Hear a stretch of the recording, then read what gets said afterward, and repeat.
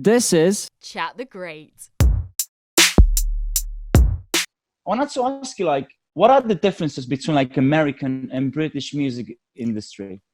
Well, like America invented a lot of great music.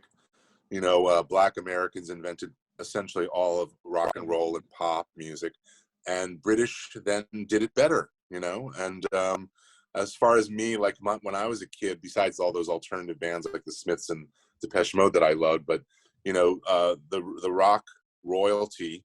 Well, set aside Lou Reed for a second, but rock royalty of like Led Zeppelin and Pink Floyd and the Beatles and the Stones, they're all British, and they all took essentially And the American. Clash. And the Clash. You forgot to mention Yeah, the Clash. that's a generation later, kind of. But I agree, the Clash for sure.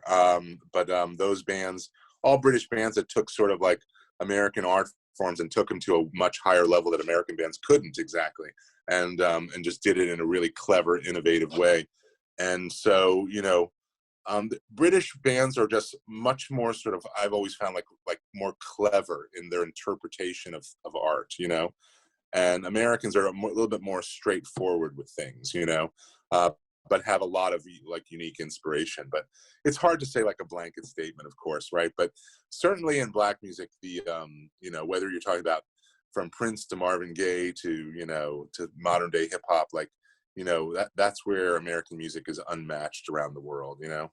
But how are the people from the industry, like people from that they work in the industry, like I don't know, from labels? They're similar or they're different from the people? Yeah, I think so. I mean, Americans always think like there's a whole American tendency to like feel like we run the world in a way, and that's so always American label people kind of look at the U.S., look at everything as very U.S. centric, and don't look outside the world as much. That's a generalization too, and I find that it's ironic because of the major labels, they're all being run right now by British people, and that's because a lot of them, I think, have a more world view of how of music and music's appeal in different parts of the world, and considering that and looking to how music's appeal can work in different parts of the world. Whereas the tradition with America, and it's changing a lot now, a lot of Americans see that they can't be that way anymore. The tradition with Americans always think like,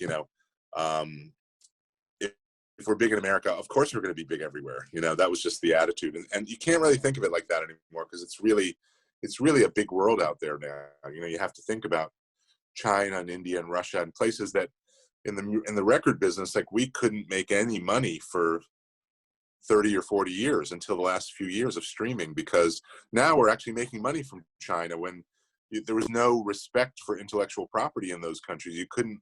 I remember going to China with my ex-wife, and I bought like an Eminem record in a record store, and the store was just full of bootlegs. Like their regular store was a bootleg store in Beijing, and an Eminem CD was like 25 cents, and it was the actual CD.